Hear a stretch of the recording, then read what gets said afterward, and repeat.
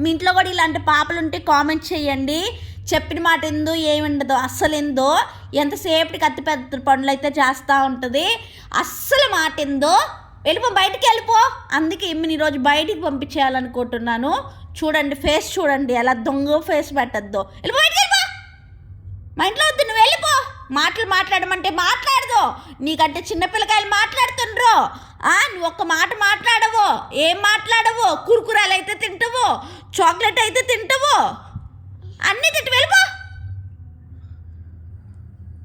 ఆ ఫేస్ చూడండి ఎలా పెట్టద్దో, దొంగ ఫేస్లు పెట్టద్ది.